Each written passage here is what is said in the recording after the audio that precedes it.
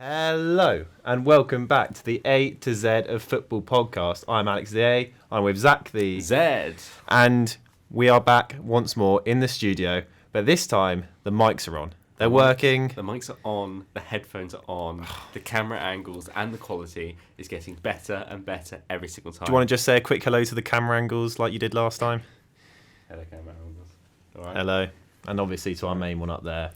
Our main viewer of the overhead. We did just want to quickly say before we jump into everything, thank you very much for the traction on the last video. Did quite well in comparison to our channel. Obviously, we know there are people getting millions of trillions of billions of views out there, but you know, a couple hundred we just do it for fun. Obviously, we want it to grow though. So we're currently on 160 views for that last video, which is really great support. We thank everyone for that. And we hope you enjoy the new setup. We're still getting used to it ourselves, but it should be all good. Alex, lots to talk about today. Lots to talk about. I mean, lots is happening all the time at the moment. I can't quite get my head around everything that's going on. We've got fans returning. We've got massive results. We've got Burnley. Come on up the Clarets. Let's go. But no, talk through the subjects we're going to be on about today, Zach. So a nice podcast today, mate. We're going to have a little bit of a Premier League review of the previous fixtures. Look at Tottenham getting the win over Manchester City, Burnley pick up their first win of the season, and Liverpool smashing Leicester despite the odds. We can have a little talk about title races. It continues to open up, and then we're going to move on to a bit of a Champions League talk. Have a talk about teams in the Champions League, focus on the English team specifically, who's going to be the biggest winners, losers, and who we think will win it. And then, of course, we can't not talk about it. The return of fans to stadiums in Tier 1 and 2 regions of the United Kingdom. We cannot wait. We're going to have a chat about that and sort of chuck ideas about and opinions about on what we think about it all. Let's not waste any time. Let's get straight into it. Why would we? Never will. Premier League, Alex. Yes. Another weekend of spectacular football. Got to start with Spurs, though. You have to. It would be criminal not to, because I'm sure there are a few Spurs fans listening. I know, look, Spurs fans won't want me to say this, but you are a genuine title challenger this season. I'm sorry, but everyone now has to admit it. And look, it'll be the same for me if people started saying, "Oh, Burnley are definitely safe," because I know we're not. But I think but that's the general consensus of the public. It is that you've got a manager there that's done it all before. He's done it all before with this style of play. And you've just got your squad is really starting to prove and live up to the talent that it has. Like Son, what's that guy on? Seriously. Yeah. Is he He on? loves a game against Man City, doesn't he? Oh, he loves a little game against Man City. We should actually talk a little bit about Man City later, but let's focus on Spurs for the moment. When you've got a player like Kane up front, I know he didn't technically score or assist, or did he assist? No, he did assist against City. Another assist. Assist. That's, I think, if I'm right, that's 10 assists this season already. For the past 3 seasons, he's only got 8 assists altogether. That is crazy. Altogether as well. That's not just 8 assists each season. That's he just never gets assists. Which actually that surprises me, because I've always ranked him as one of the best passers of the ball. I know, but he just has never been played in that where he sort of drops in number 10, and Mourinho's doing some bits with the tactics. But you know what I'm really impressed about, and I'm not the biggest fan of Mourinho, but I have to admire you have to admire a manager that's making the best of a situation. In the Amazon Prime documentary, do you remember when he took Harry Kane into his office? He said, "Look, I know obviously you and Poch had a great relationship. He was the one that got you to where you are today. But with me, look, I want you to sort of forget about him now, because it's with me.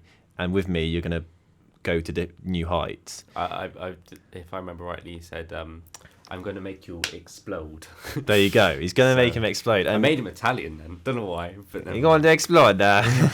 But no, with Kane at the moment, this position actually suits him perfectly.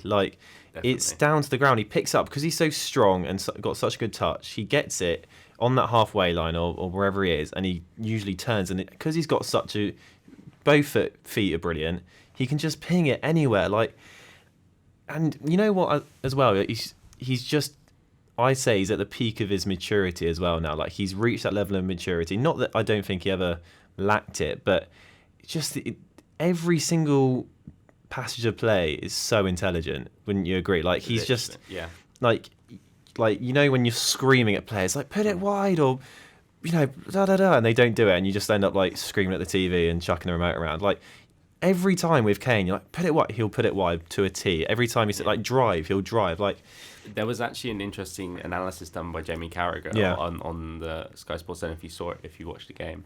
But he basically says Harry Kane's the most streetwise footballer in the Premier League at the moment. I saw the interview. He literally picks up the ball and just, if he knows that he can't get anywhere, just gets a foul. Yeah. He just goes for the foul. Yeah. And then he rolls on the floor, gets up, and then just suddenly does a quick free kick and flies it over to Sonny.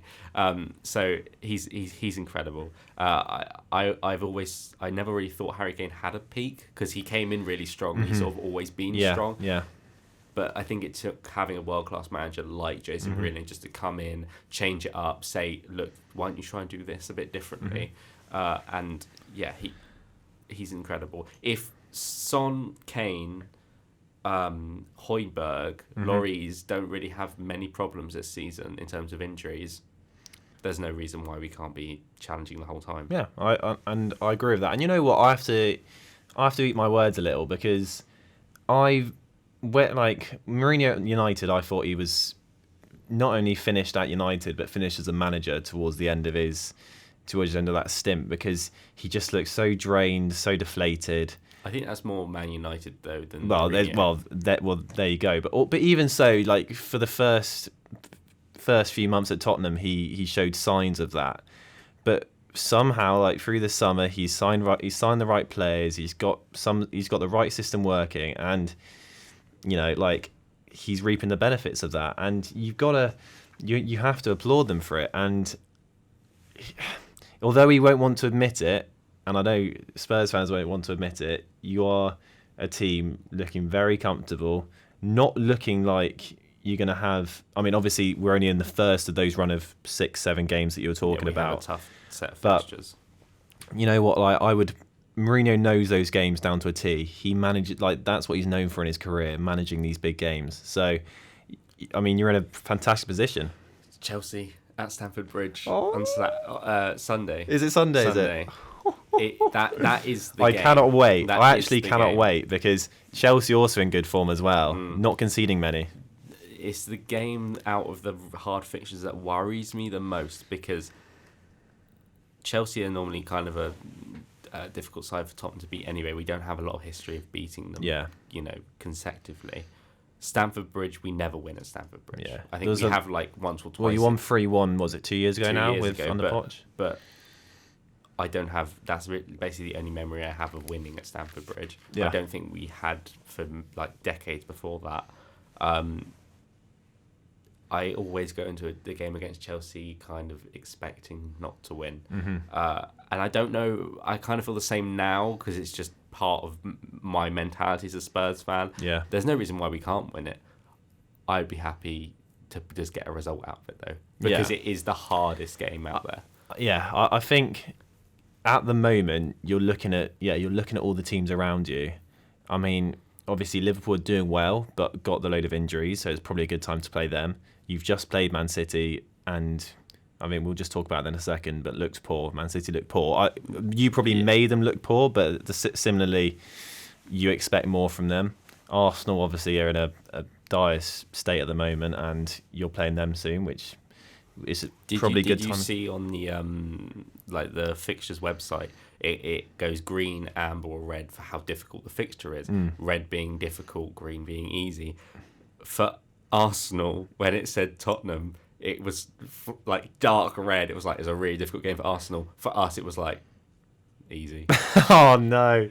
Don't say that. You're gonna tempt fate with that now. No, but that's what it said. That's what it said, and it just made me laugh. That does make me laugh. But so out of all the teams, basically, what I'm trying to say in the top 6, and obviously Man United as well, going through a rough patch.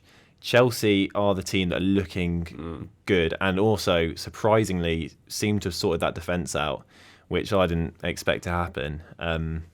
So they've sorted that defence out. They're starting to get results. Timo Werner, I know he didn't have a greatest weekend against Newcastle, but he is starting to look class. And should we give a little prediction? Go on then. 2-1 Chelsea. Oh, I'm sorry, mate. I'm gonna go 1-1. 1-1. Good. No, that's nice. Nice and neutral. It's a difficult challenge, Chelsea, but I think ultimately it will be a good game. And we've already beaten them once. There you go. Carabao Cup, so there's no reason to say we can't do that. I do think. Sorry, Zach. Just before we head on, what were your thoughts on City's performance? Because there are arguments. Obviously, you played the game. You played the game perfectly. But if you're a City fan, surely you're looking at that and thinking like, this squad should be enough to beat this Spurs side. Yeah. Honestly, Manchester City were really poor. They were poor. Really poor. Guardiola seems to have created a team that he's taken backwards. He inherited a title-winning side. Mm-hmm. He did okay in his first season, but first season you kind of put your plans in place. Fair enough. Then he had 2 years of amazing success. Centurion year, winning the treble. Mm-hmm. But every single time he goes to the transfer market, he seems to bring in these players for these ridiculous amount of money, and they don't improve that squad. The core of that squad: Aguero, Fernandinho, Company, Sterling when he just started going. Mm-hmm. You could only really say that Sterling's improved under Guardiola. Yeah. The other players have just got older, so they're not as good as anymore. Mm-hmm. But they haven't been replaced. Yeah. Jesus is nowhere near as good as Aguero. No. Fact. Yeah. And Guardiola said something really interesting after the Spurs game. He said, if you look at the stats, we were the better team. I'm sorry, just by having more possession does not make you the better team. Stats don't win matches. They don't win matches. Stats don't win matches. Mourinho completely exposed Guardiola. Did you see Mourinho's quote where he said, the reporter asked him, Man City had 80% possession or something compared to whatever, blah, blah, blah. And he was like, yeah, well, they can take home the ball, I'll take home the 3 points. And left it. And I was like, that's such classic Mourinho that he loves it, mate. And, just as a City fan, I'd find that performance worrying because Guardiola knew that's how Tottenham were going to play. And the one thing you can't do against a team like Spurs who play like that is give away an early goal and just lapse defending, and then suddenly you get a goal within 5 minutes. That's Mourinho's dream plan. You get the goal and then sit on it and then it's attack. Credit to how Mourinho set up that Tottenham squad for that day. The first goal, and normally he lobs it over to Son. He's looking really good as well, which must be amazing. The money is starting to make sense. It's starting now. to pay off. That first goal, no one was ready for it. The camera was on Guardiola for the end, and it just came back as Zenobelli kicked it, and they went, "Oh Jesus, they've just scored!" So, Man City were poor, and if I was a Man City fan, I'd be really worried now that it's not about getting a title anymore. It's about making sure you keep Champions League football. They have 12 points. They can't. That's mental. We've been slating Manchester United and Arsenal, right? Manchester City are below them. Are they? Yeah. And they have a negative goal difference. When have you ever known a Manchester City side to have a negative goal difference? Manchester City have worrying. plus 60, plus 17 goal difference by the end of the season. I can't see that now. No way can I. No. They need to do some serious business in January. Get rid of the oldies, bring in some new blood. Yeah. And I think Guardiola will. I don't think Guardiola will make end of the season if he doesn't start. Well, this is the interesting thing because he's just signed a new contract, hasn't he? So, but it's only 2 years. Yeah, it's like the owners going, "Yeah, we don't really want to lose you for free." So. It's a contentious one, but I'm sure we'll see over the next few weeks how they do. The big game, Tottenham-Chelsea at the weekend. We will bring you the feedback from that. We shall. Hopefully next week. Let's talk about Burnley, Alex. We go to the other end of the table now. Finally, 3 points on the table. 3 points. Do you know I ever sat at home with my phone like refreshing BBC Sport going, come on, do it for Alex. Yeah, like, come on. Oh, and they did. They held out for a 1-0 win. You know what we did? And it was like... I can't describe watching Burnley because obviously I can't not watch, but I also hate watching it. Like, I'm sure that's the same for most fans. Like, it's one of those things where you're so dialed in, but you're almost too emotionally attached to it. So you just start like, you know, getting all uppity about it. Like, look, it wasn't the prettiest game. No, it's not going to be first on match of the day, like that's for sure. But that's all we needed to kickstart season. Just a 1-0 boring win against the Crystal Palace side without Wilfried Zaha, which was a blessing in disguise. Well, not in disguise, a massive blessing. And I like the balance of the team now as well. We've got Goodmanson on the right, McNeil on the left, Brownhill and Westy in the middle, Westwood. And with Jay Rodriguez up top, who looked really, really good. He played very well. So it looks like that could be a nice mould to sort of get going with. Unfortunately, we have got a few tough fixtures. Got Man City on the weekend, so we'll see how that pans out. It's got sort of an annoying thing for Burnley because they've just got a great result against Crystal Palace, who, you know, are doing quite well as well. They just beat Leeds 4-1 the week before. So that was a really good, confidence booster. Now you've got to play Manchester City, need 3 points. They need and when they need it as well, they they absolutely do it as well. And like, I'll just be hiding behind the sofa, just like peeking up, and every time, you know, Sterling's banging one into the back of the net. But you know what? Like, I don't want to talk too much about it because there's not really that much to say. But it was just a nice. It was just a nice result, like just to get us off the mark. Like, because if we did draw or lose that, then we'd be going into, I think we've got out of our next 6 fixtures with like 4 of the top 6 or something.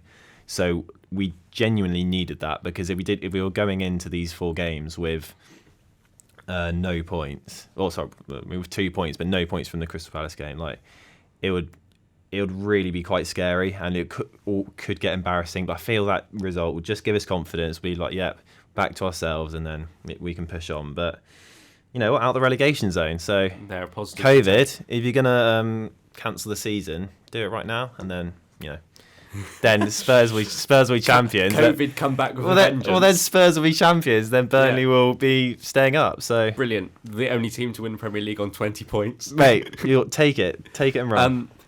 Let's talk about Liverpool as well, just quickly. Yeah. A massive game against Leicester. Liverpool have been struck down by injuries. I think that's why they will struggle to keep up with the title race this season. Yeah. But they came out winning 3-0. They did, and it was really good performances all round. James Milner, just ageless apparently, just always looks class. I do just want to quickly point out though, as I'm sure you know, but some of the listeners might not, that like I did also feel sorry for Leicester because Liverpool is such a high profile team. Their injuries get talked about so much more, but Leicester are missing so many players as well, like Sionku, Castagne, Pereira, someone up top as well who I can't quite remember as well. But basically, they've almost got the equivalent to Liverpool's injuries in terms Gray of injured at the moment. Gray as well, and someone else, and Ndidi as well in the middle, who's a massive player for them. So it's like, I do sort of want to bring some balance. It's like they are both 2 very good teams, one slightly better than the other, obviously, but both with some really bad injuries. Getting back to Liverpool, really, really impressive. I can't remember who got on the score sheet now. Jota again. He looks a steal, doesn't he? One of the best buys of the transfer. He looks an absolute steal. 40 million for him. When he first, or 35 or 40 million. When they first got him, I was like, he hasn't been that good for Wolves, has he? Like, does he really deserve that? But clearly, Liverpool scouts are the best out there. They see potential, and Klopp will just turn them into a superstar. Well, I just didn't think there was any spots for him. But then Mane obviously had COVID, and Salah had COVID, and there's been injuries and stuff. Yeah. He's like a start. He just starts now. He just starts. It's really impressive from him, and I think like that's something that I will take. Like Liverpool, obviously the title race is, it's obviously still on for them. However, by the same token, like Liverpool fans will probably look at it with a degree of uncertainty because, well, we've got all these players injured. But having their front three and Jota, like, it will just give them that bit of comfort. Like, okay, if one of them gets injured, we do have a ready-made replacement who's done well, or vice versa. Jota starts and we've got someone else to come in. And you know what, as well, their back four, like Milner aside, like it's going to be still very, very good with Matip and who dropped into centre back again? Fabinho, yeah. So Fabinho and Matip as a centre back pairing, that's still class. Like that's still. Oh, it's very strong. It's still strong. Obviously, it's no Van Dijk, but you think Spurs have Eric Dyer in defence? Yeah. Well, Eric Dyer's playing well. He played well. You don't have to have these big names in your defence to be able to do it. Yeah, I think title race is still wide open though.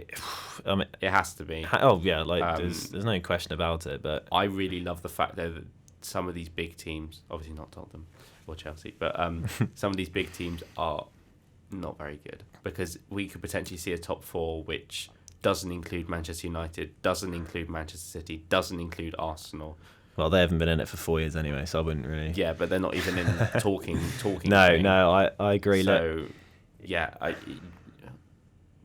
Leicester, Wolves, Everton, Southampton, they're all in there. Any of them up for shout, you're right. Like, and I do think that United are going to come back into it, like, because this is always what happens when Ollie's on the brink of losing his job. They go on a 5, like, they're only, like, I know it's, but I think they're only like 5 points off the top 4, something like that, and that's like.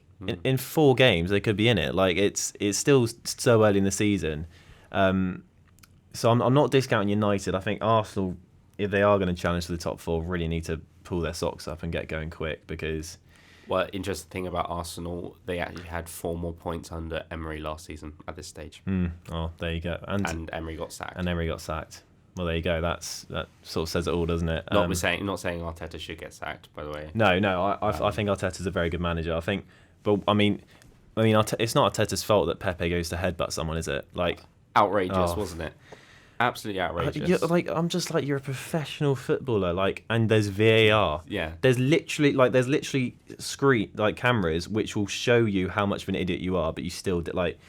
I think that could be the end of his career because it's clear Arteta doesn't take any flack from anyone. I was going to say Ozil hasn't. That's the thing. Clearly, Arteta's got a problem with the way Ozil trains or something along those lines, and he's not going to take anything from him. Like it was like Ozil, right, you're out of the squad, and I think this could possibly be the end for Pepe. Like if they can get some good money from him in January, I'd sell him on if I was him because he just hasn't settled, and like maybe he'll start to come into his own after this. It might be a bit of a turning point, but. Who knows? Who knows? Pepe hasn't achieved anything. If you think about it, he was 72 million, and Tottenham got their whole transfer window for the summer for like 55. Well, there you go. And Lukaku's top of the table. Yeah. That's just me being really like. That's just bit of North London. Yeah, bit of North London beef there. So Premier League keeps exciting. Keeps on giving, and we'll talk about the results the fixtures. That we've discussed as results next time. Does that work? I don't know, but I think so. You get what I mean. They get what I mean. Let's move on then, Alex. Yeah. Let's talk about another big competition that's going on at the moment, the Champions League. Some big games this week. Chelsea are through to the last 16. Liverpool aren't through to the last 16. City are through to the last 16. And I believe United are as well. Yes, I think they are. So, how do you think the English teams have done so far? If we just focus on the English team, because obviously there's so many teams in the Champions League, it'd be impossible to go through them one by one. It's been a weird one. Like I think United, they've had such a weird group stage, haven't they? Beating RB Leipzig 5-0, but then going away to Istanbul and losing 2-0. I forget the other team. PSG, is it in there? Mm-hmm. And I'm beating PSG away. Yeah. So obviously they've done. I don't think they're mathematically qualified yet, but I think they're on what 9 points. They've done quite well. I think They're doing well, well. which, and obviously in comparison to their league form, they're performing a lot better in the Champions League. So weird situation in which PSG could be in the Europa League. Oh gosh, that'd be hilarious. So you've got Man United, who in a fairly tricky group are doing very well. You've got Chelsea, who, they always get a fairly easy group, don't they? Like they had a good result against Sevilla. Obviously, haven't played them the second time yet. Krasnodar or something. Sevilla, Rennes, and Krasnodar. Is that right? Yeah. They get like Chelsea have done well in the games that they've played, but you'd expect them to beat the teams they've beat and maybe draw to Sevilla, as they did. I think they drew 0-0, didn't they, with Sevilla? I think. Yeah. So Chelsea again, this is just my thought. At Chelsea, you'd expect them to do what they're doing. City, you'd expect them to do how they're doing. Like, was it Olympiacos, Marseille, and Porto in their group? So they've already qualified. Yeah. But the group I find most interesting is Liverpool's. It's a really fun group to watch, that one, because obviously the unpredictability of it. Liverpool go away to Atalanta and beat them 5-0. Like, it's an absolute breeze in the park. Yesterday lose 2-0 at home, and and the thing is with Liverpool as well is when they play at Anfield, you go, you're not beating them. To get results against that Liverpool side. Obviously, we've talked about the injuries, but still a strong side at Anfield. I'm aware the fans aren't there and stuff, but regardless, I didn't actually watch the game properly. But when I checked in for the result, I was like, "Wait, what?" Yeah, Atalanta deserved it. It blew it wide open. Atalanta deserved it. They played really nice football. Their build-up play was really, really nice, and I don't know, Mane just really wasn't on song for them. Like, he had an awful night. Salah Origi wasn't up to it. It's not really a sentence you ever really hear, Mane. No, I know. So Mane obviously didn't have a great night. It just doesn't click for how Liverpool usually do. They usually just come out and they just impose their personality on the game and make you feel scared to be at Anfield. Like, make you feel like you're not wanted there. They want to get you out there as soon as possible. But with Atalanta, they controlled the tempo really well. Papu Gomez had a really, really good game. Hateboer at right back had a really, really good game. And that group's quite tasty now, because you've got Atalanta, Ajax both on 7 points, and Liverpool on 9. Obviously, you'd still expect Liverpool to go through, but a lot to be excited about, Zach. Yeah, that group's kind of blown wide open for me, really, because I think if you look at Atalanta got quarterfinals last year. I know Ajax got knocked out in the group stage last year, but still a good side. I wouldn't write them off at all. That you could, in a week, 2 weeks time, Liverpool could be sat in third, going, wait, why are we in the Europa League now? We won the Champions League 2 years ago. We're supposed to compete all the time, and people don't really credit the group stage sometimes, because they sort of think, just don't, as long as the teams in your group are sort of okay-ish, you'll be fine. As long as you're a good enough side. But it just proves that you have to be on top of your form, whatever game it is, whatever fixture it is, whatever group you're in, because you have to make sure you qualify. And yeah, I know Liverpool have had problems, and they probably thought it's probably better to. They probably prioritise the Premier League this season again, because they have to. There's almost like prove your point. Yeah. But yeah, I think the saviour for Liverpool is that they still have to. Is it Midtjylland they have? Yeah. In the as the other team in the group, I think they still have to play them, right? They've got them and Ajax again. Exactly. So I think if they beat Midtjylland, or I'm not sure. Sorry, anyone out there, feel free to correct me. I doubt anyone else knows it, but they've got. We're not fluent in this stuff. Come on, guys, give us a break. You got Midtjylland, and if they beat them, then I think that would see them home, because Atalanta and Ajax have to play each other again. Yeah, I think, but. Look, I don't know quite, obviously, the exact mathematics, but you'd expect Liverpool to go through, but it is a really entertaining group to watch, I have to say. It's definitely one to keep your eyes on. So if you want to follow Champions League, definitely keep your eyes on Liverpool's group. Obviously, because the other English teams are doing quite comfortably. With that, then, focusing on the English team still, Alex, how far do you think each will go? Because these are sort of, or what do we expect from them, I guess would be a better question, because obviously City flopped again last year. They have to prove their point now. If Guardiola is going to do anything, I think it's fair to say the Premier League's almost gone already after 10 games again for City. They have to do something about the Champions League this season, even if it's just getting to a final. That says something. So Liverpool obviously always sort of in there. Chelsea, they came up against an amazing Bayern Munich side last season. So say if they didn't come across that squad again, then they could potentially do better. Where do you think? Let's start with Chelsea.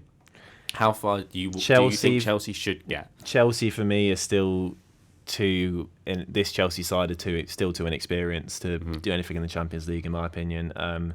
I mean, obviously they played the winner last year in Bayern, but still looked, they looked out of their depth once they got past the league. Obviously, I mean, it depends on draws and depends where they finish first or second in the group, etc. But I can't see them making any big waves, to be honest.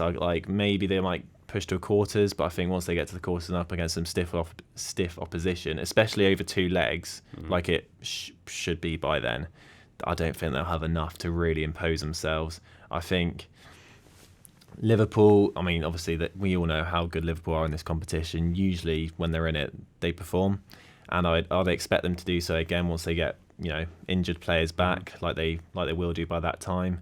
Expecting they get through, which I think they will. Man United, I mean, Man United normally do okay. They do okay. You are right. It's up in the air. I think again, this thing's similar to Chelsea. I think they might stutter at quarter-final stage, and lastly, Man City. And this is obviously the big one. I'll give my prediction swiftly, and I'll let you take over. But I think this is a massive year for Guardiola. Let's say, can he do it when his back's against the wall? That's the thing. When he's genuinely, I would say, on his last chance now for the Champions League. I thought last year was, but obviously he signed a contract extension, so the club believe in him. So it is now or never for the Champions League. You're right. Even just getting to a final and proving that he's going to progress, because obviously, getting to the quarterfinal stages every time is not going to do it. It's not that's not going to work for them. And getting knocked out by opposition, which you should beat. They should beat Spurs. Should beat Spurs. Should beat Lyon. They should. You're right. Should be beating a Liverpool side that wasn't quite a Liverpool side. Yeah, that agreed. We know. Guardiola has to prove a point. The main reason why is not necessarily for his credentials, not necessarily for the players of that Manchester side's credentials. It's because if Manchester City don't get to a final or don't actually go on and win it, they will always be second class to Manchester United. So always. Yeah, I agree, and you're right. It was so hard to say, for a Man City fan to really argue that they could be starting to take over. You have to have Champions Leagues in your pocket, and you'll be laughed out of town if you can't produce some of them and make a claim to be the biggest club in Manchester. Just going back through them. What are your thoughts on the teams going through? I agree with you about Chelsea. I think last 16 of quarterfinals. I think they'll probably look at just doing well in the Premier League this season, solidifying themselves as title contenders. I think it says more about Frank Lampard, to be honest. I think that the team they've got is probably good enough for a semi-finals final, but. Semi-finals probably I'd say, the squad, but I don't think Frank Lampard is a good enough manager yet to manage those games well. People seem to forget that just because Chelsea has this amazing squad at the moment from all the money they spent, that Frank Lampard's going to do wonders with them. They're going to win everything because Frank Lampard isn't that experienced. He's not a Jose Mourinho. He's not a Guardiola. So I think patience with the Chelsea squad. They might do well quarterfinals, I think. But I think they'll get knocked out by a good side, a good Munich side maybe even again. Liverpool, I think, will do really well. I think Liverpool will look at the picture of how the Premier League's going. I think that's a very good point, And if they're falling behind the Premier League, I think they will sacrifice Champions League because, like I said to you earlier, they've got to keep proving a point in the Premier League. Otherwise, Manchester City will always have that sort of shadow over them. Manchester United, I think, will do well. I think same sort of situation as it is with Chelsea. Yeah. I think last 16 probably. I agree. Because I just don't. I think Manchester United have been so inconsistent at the moment, and their defence is not good enough. And putting McTominay in front of your defence as another defence of your defence is not a good enough defence. So they'll. I think Man United will look to win a cup this year, like an FA Cup or a League Cup, just to give Solskjaer something. Yeah, definitely silverware to try and build on. You're right. Yeah. I think City, like you've said, City have to get to a final at least. They have to. They have to. And that for me is a non-negotiable. The thing is, though, because they're not doing very well in the Premier League, I'm just not on board with it. I just can't see them doing it. That could work in their favour, though, because as you said with Liverpool, to see what happens in the Premier League, if their Premier League form really is that bad by the time Champions League group knockout stages come about, they might just be right. We're going to make sure our strongest 11 is fit all the time for the Champions League games, and not prioritise the Premier League. And for me, that's what I'd want as a City fan. That's what I want to do. It's risky, but you've got to take risks. Manchester City are in a difficult situation now because if they don't do well in the league and then they fall short in the Champions League, and then they end up outside Champions League spots, potentially it could happen. Then they've got no European football. And that's like Guardiola definitely gone then. Definitely gone. That's like their revenue just goes plummets. I think the English teams will do well again. I don't think we're going to see a sort of couple of seasons ago where it's like all English teams. Yeah, 4 teams in the like that. I can't see that happening. I think one English team will do well in the Champions League. Yeah, semi-finals, maybe even final. Overall, though, if we just chuck all the teams in now, what team do you want to see win it? I would 2 minutes. I would love to see Dortmund win it. I think again for me they're probably a bit like a Chelsea of these of these worlds of the leagues that have an unbelievably talented squad but possibly aren't quite ready for it yet.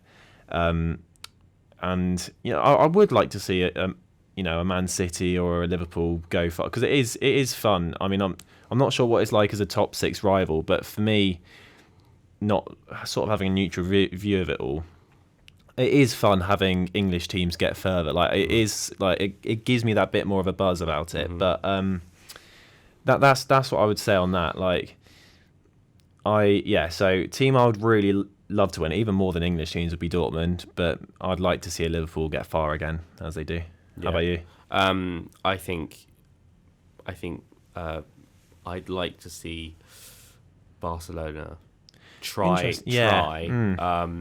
because they keep falling short, and I think ultimately if Messi doesn't, he will definitely go. Whereas if he does, that's true. Then they can start rebuilding from there. But then Barcelona have not been impressive under Koeman at all. So I don't know. I think Bayern Munich though, they are amazing. I know that's a really boring answer, but you just can't. I mean, you got to say they're the favourites, like, don't you? Yeah. I mean, it's a non-negotiable. I am interested to see how Real Madrid are going to do this year as well, because they're outside rebuilding. That would be 3 seasons without winning one then. And also, whilst Real Madrid, Atletico Madrid have started the Spanish campaign quite well. How Felix looks like the player he was bought to be. Yeah, it's a very interesting competition as always. Yeah, I got to say Bayern Munich though. I was going to stick with it, and then we'll see. I got it right last season. I'll say my heart says Dortmund, my head says Bayern. Yeah. I think that's fair enough.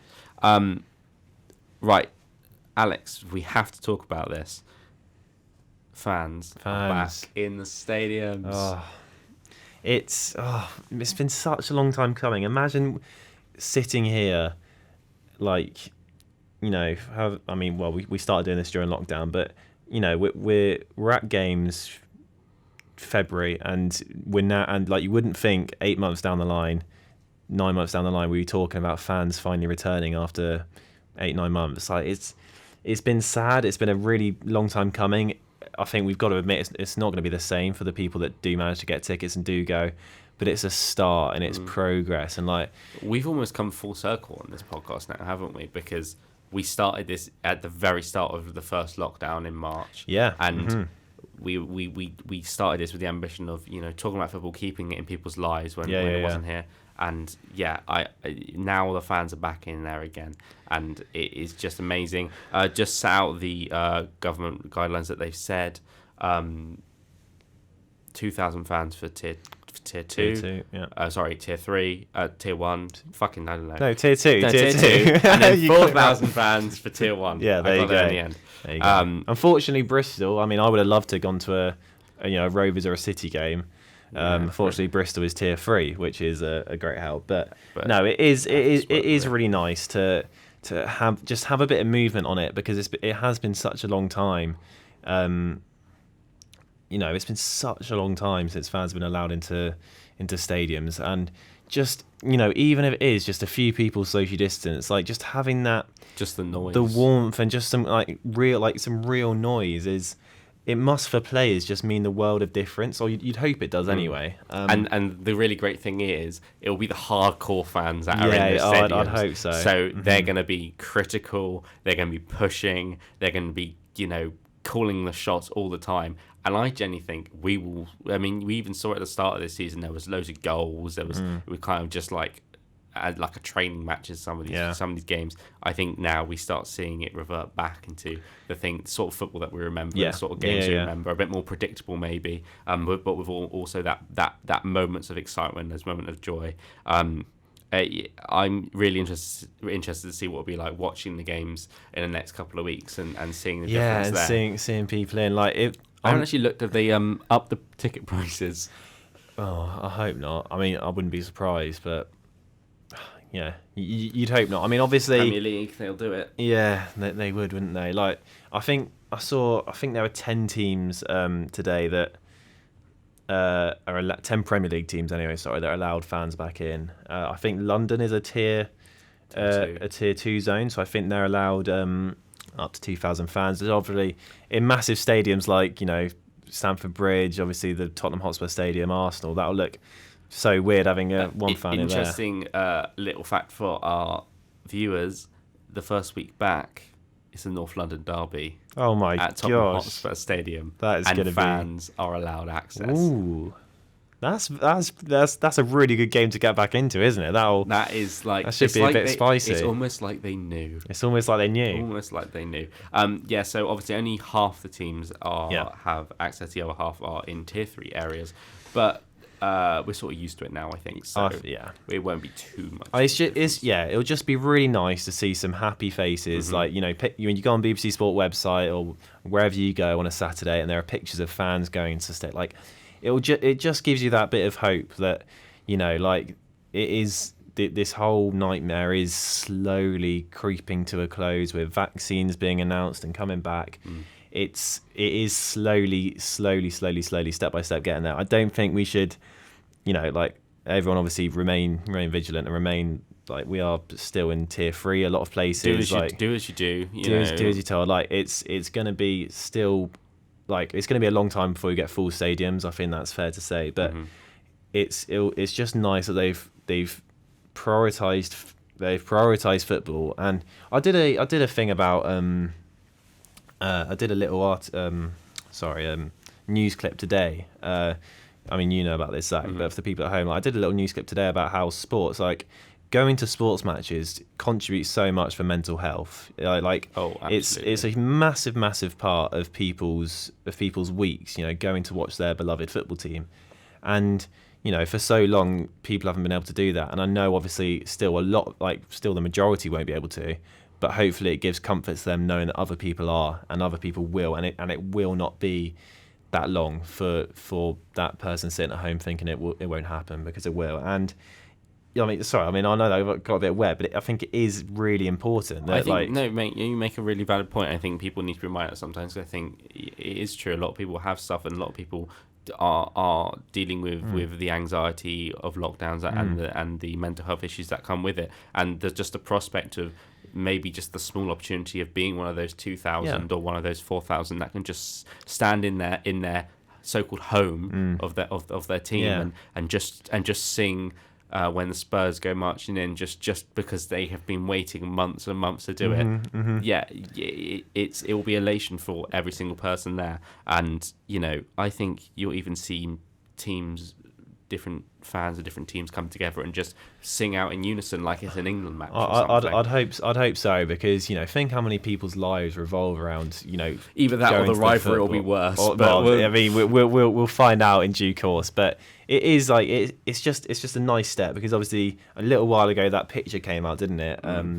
Of the theatre where loads of people in a theatre with masks on, and you look at that and you're like, oh, so why isn't football being prioritised, or sports in general? And it's nice to see now there is some movement of it, and baby steps, but we're getting there. And it's just a bit of a nice feel good factor to sort of keep us going, and going into Christmas time. People are there, and it's a nice little story, isn't it? Yeah, it is. But unfortunately, we should finish off though. We've just mentioned to the listeners that yesterday it was announced that the legend Diego Maradona passed away at the age of 60. He was a true icon of the sport, and our thoughts with his family and his friends right now. Indeed. Like what a player, like, hand of God aside, like you look back at him and he's just arguably the greatest player to ever lived. Definitely, one of top 5. I mean, yeah, you're right. You have to just... Have you seen that picture of him and all those Belgian players all just looking at him, and it's just him by himself? Did you see the video of Harry Kane as well, where he, like, I'm not... You might not have, but... when he meets Harry Kane. When he meets Harry Kane, he's like, don't always go front post, go across the goalkeeper. Yeah, like, brilliant. And Kane's loving it, because he knows and that's why he's like top scorer. Well, there you go. Yeah, he's got the advice from Maradona, but it all pays off. But But you're right. A true legend. In all seriousness, a true legend will never be forgotten. Obviously, very sad for the football world, but a true legend that will always be remembered. Absolutely. I think that's a nice way to end it. I think, is it? Alex, it's been a joy as always. My Stop friend. it, you. He's the joy around here, not me. Thank you guys so much for tuning in once again. Like we said at the start, we really appreciate the support we had on the last video. If you could show us one just as much support, you would be the best. You would be the best. The quality's getting better. We're enjoying it week by week. We're really loving it at the moment. And we hope you enjoyed. And I'll let Alex conclude this one. Do the famous outro. Yeah, so obviously, guys, please, if you got this far, a subscription would be really appreciated. Any help at all, any shares, likes be appreciated. But for now, I've been Alex the A. I've been with Zach the Z. And to these cameras, we'll see you in a bit. Bye-bye. Cheers, guys. Bye-bye.